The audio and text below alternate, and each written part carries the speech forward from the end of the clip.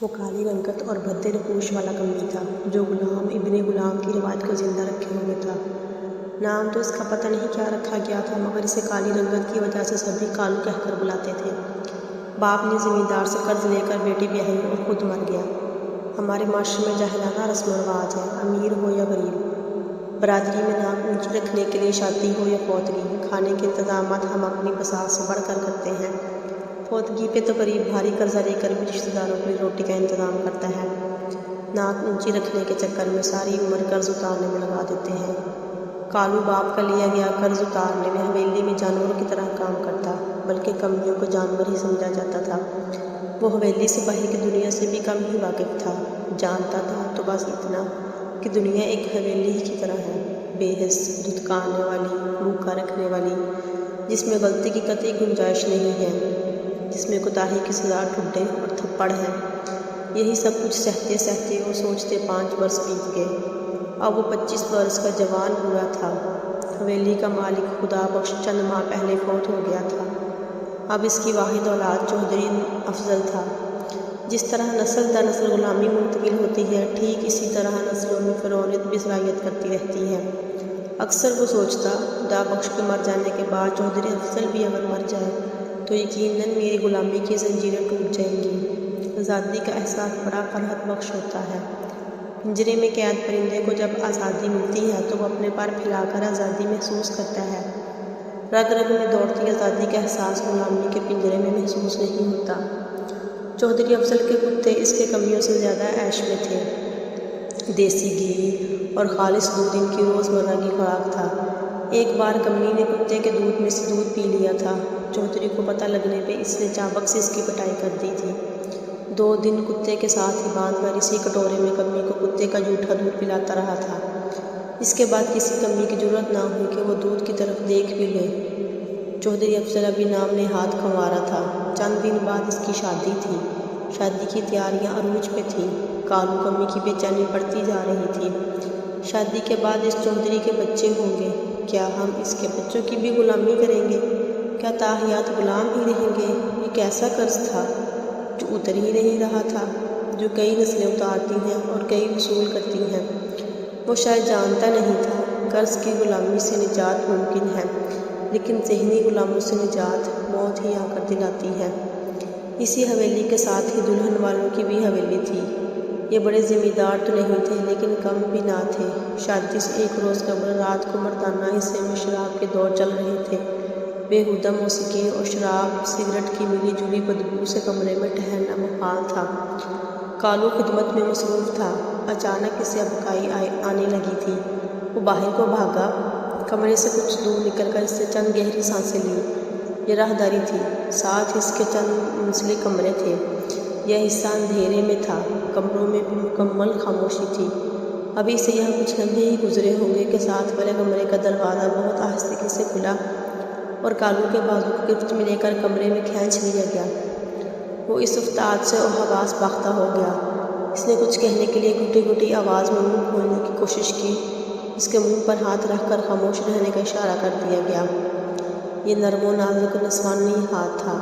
ہاتھ چوڑیوں کی کھنک اور مہندی کی خوشبو میں رچے بسے تھے۔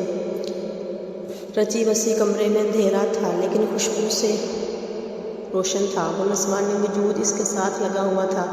جوان تھا، پہلی بار کسی نسوانی وجود سے آشنا ہو رہا تھا۔ اس کے سوچنے سمجھنے کی صلاحیت جاتی رہی تھی۔ وہ خود پہ اپنا قابو کھو چکا تھا۔ 1 گھنٹہ بعد وہ خاموشی سے واپس کمرے میں ہو لیا، لیکن اندر طوفان برپا تھا۔ کمرے میں چودھری اور اس کے دوست نشے میں دھت مدہوش پڑے تھے۔ وہ انہیں اسی حال میں چھوڑ کر واپس اپنی کوٹری میں آ گیا۔ وہ سنبھلنے اور سمجھنے کی ناکام کوشش کر رہا تھا۔ جو اس کے ساتھ ہوا وہ کیا تھا؟ حقیقت تھا؟ کہیں سگریٹ کے دھوئیں یا نشے کی بدبو سے اس کا دماغ تو نہیں چل گیا؟ نیند اس کی آنکھوں سے کوسوں دور تھی۔ سوچتے سوچتے دن چڑھ گیا۔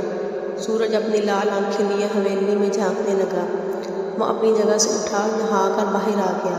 آج شادی تھی۔ آج کام بہت زیادہ تھا۔ دھوپ میں درجنوں دیگیں چولہے چڑھی ہوئی تھی۔ مہمان آ رہے تھے، کئی آ چکے تھے۔ دوپہر مہمانوں کو کھانا کھلا دیا گیا۔ شام ہوئی، ساتھ والی حویلی سے چودھری دلہن بیاہ کر اپنی حویلی لے آیا۔ آج چودھری افضل کی سہاگ رات تھی، کمرے میں اندھیرا تھا۔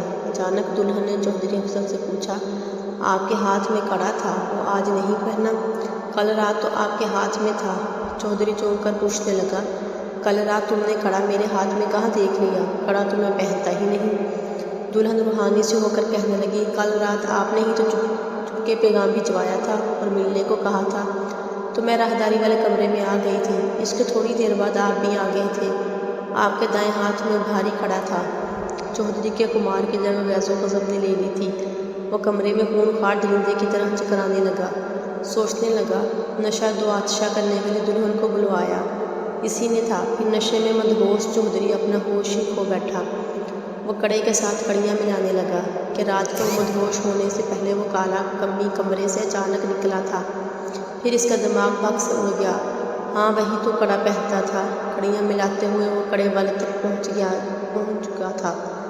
وہ کمی جس کو وہ اپنے کتوں والے کٹوروں میں دودھ زبردستی پلاتا تھا، وہ کمی جو بھدے نقوش اور کالی رنگت والا تھا، وہ آج میری عزت سے کھیل گیا، میرا غرور تار تار کر گیا۔ اس کی آنکھوں سے آنسو کی بجائے لہو بہہ رہا تھا۔ اگر وہ کمی کو مار بھی دیتا، لیکن جھوٹے کا احساس جو احساس اس کے اندر پیدا ہو چکا تھا، اسے کیسے مارتا؟